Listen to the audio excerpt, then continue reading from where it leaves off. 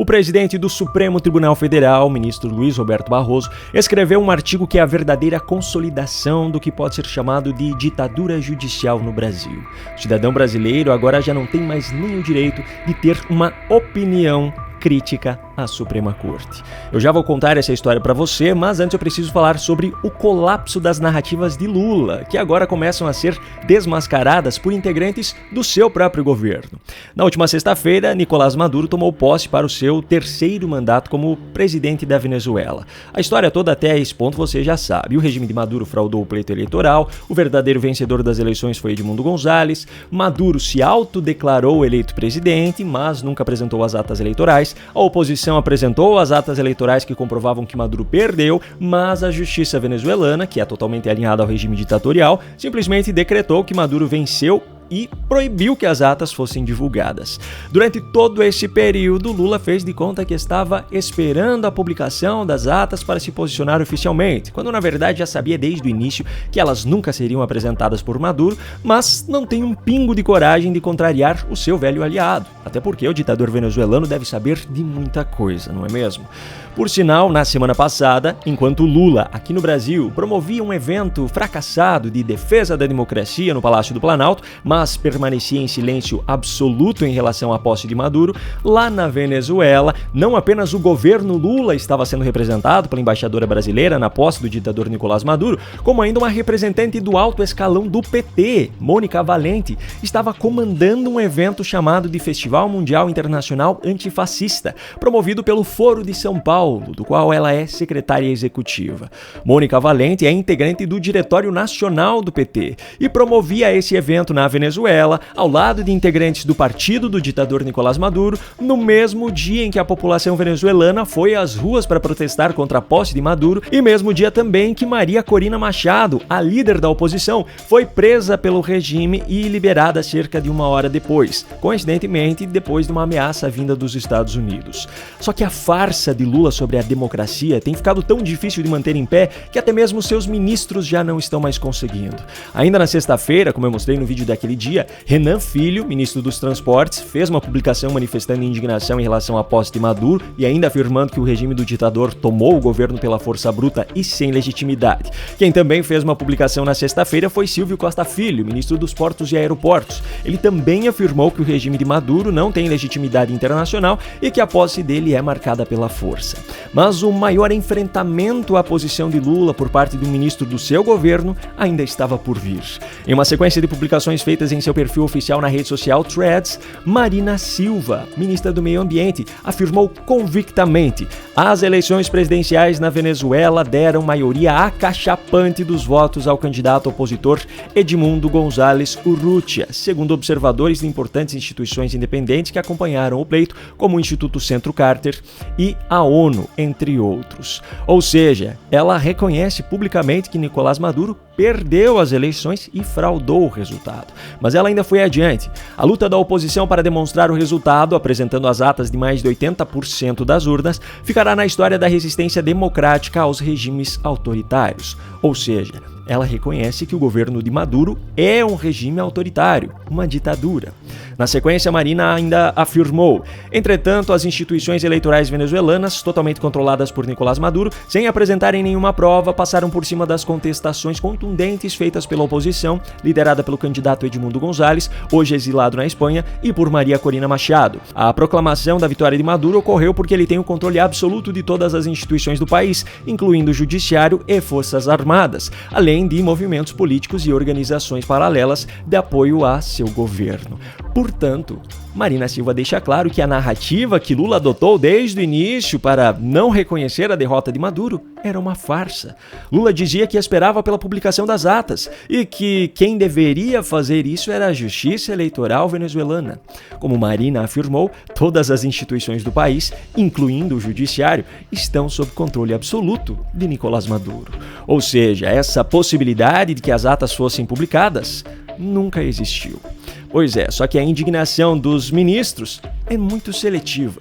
Quando a falta de transparência, o aparelhamento das instituições, a parcialidade do judiciário, as perseguições a opositores e o autoritarismo acontecem na Venezuela, eles demonstram a sua revolta. Mas quando as mesmas práticas acontecem no Brasil e em favor de Lula e do seu governo, esses ministros ficam em absoluto silêncio. Bom, quem não ficou em silêncio foi o ministro Luiz Roberto Barroso, que decidiu falar explicitamente que o STF já não aceita mais nem opiniões contrárias. Só que antes de falar sobre isso, eu preciso lembrar a você daquilo que você pode ter acesso além dos vídeos aqui do canal. Se você passa por situações no seu dia a dia em que você acaba debatendo sobre política ou questões relacionadas a ela com alguém que é militante de esquerda, eu tenho um material que se encaixa perfeitamente naquilo que você está precisando nesse momento. No e-book 7 estratégias para vencer debates com militantes de esquerda, eu compartilho com você 7 estratégias diferentes, todas testadas e validadas na prática por mim. São estratégias que eu utilizo nos meus vídeos e no meu dia a dia, e todas elas explicadas de maneira clara e objetiva. Você terá acesso a esse material por apenas R$19,90 clicando no primeiro link que eu deixei aqui na descrição do vídeo ou apontando a câmera do seu celular para o QR Code que está aparecendo aqui no canto da tela. Agora, se você passa por esse mesmo tipo de situações, mas você quer estar ainda mais preparado, com mais estratégias e com explicações ainda mais detalhadas sobre elas, eu recomendo o curso 12 estratégias para vencer debates contra militantes de esquerda. Nele você encontrará 12 aulas com explicações detalhadas de cada uma das estratégias, mais um módulo bônus com os principais ensinamentos de livros best-sellers mundiais para aprimorar ainda mais o seu repertório e ainda mais um módulo bônus com um acervo de debates políticos históricos desde 1989 até 2024. Você terá acesso vitalício a todo esse material por apenas R$ 147,00, que pode ser feito por Pix, boleto ou parcelado no cartão de crédito,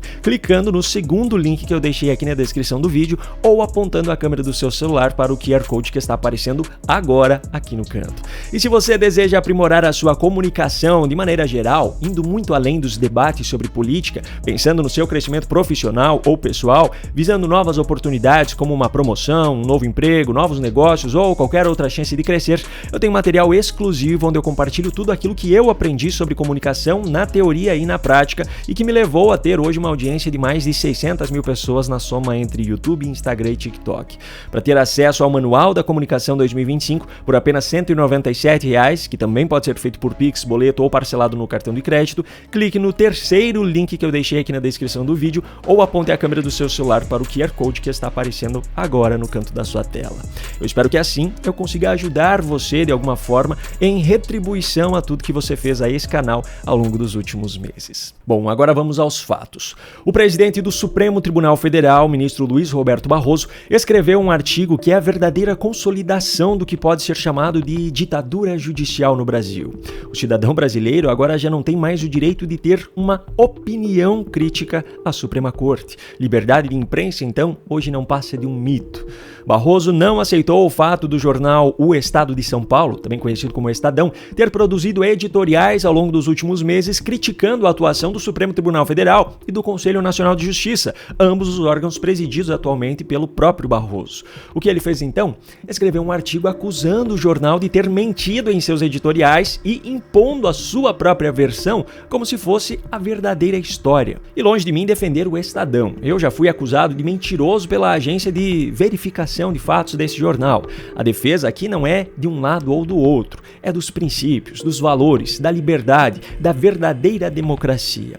Enfim, em seu artigo, Barroso obriga o cidadão brasileiro a engolir como se fosse a verdade a sua narrativa sobre o papel do judiciário na preservação da estabilidade institucional e nas conquistas da sociedade. E também que o fato do Brasil ser o país com o maior grau de judicialização no mundo revela que a população confia na justiça brasileira.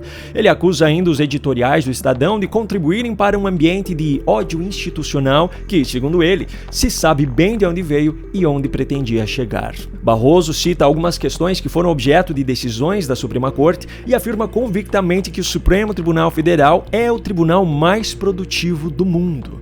Para falar sobre questões em que grande parte da população brasileira discordou de decisões dos ministros, ele usou do deboche e da distorção dos fatos para fazer com que apenas a sua visão pareça correta. Veja só esse trecho, abro aspas, o STF de fato determinou o uso de câmeras na farda em operações policiais militares. Há quem ache que a violência policial descontrolada contra populações pobres é uma boa política de segurança segurança pública, mas não é o que está na Constituição. Fecho aspas. Sobre a recente decisão da descriminalização do porte de drogas para uso pessoal, Barroso disse, abro aspas, há quem ache natural a polícia decidir que a mesma quantidade nos bairros de classe média alta é porte e na periferia é tráfico, em odiosa discriminação de classe e de raça. Mas não é assim que está na Constituição. Fecho aspas. Acredite se quiser.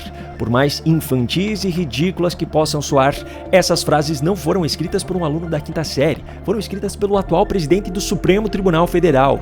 Esse mesmo presidente ainda diz, abro aspas, é possível não gostar da Constituição e do papel que ela reservou para o Supremo Tribunal Federal, mas criticar o Supremo por aplicar a Constituição é que não é justo. Fecho aspas.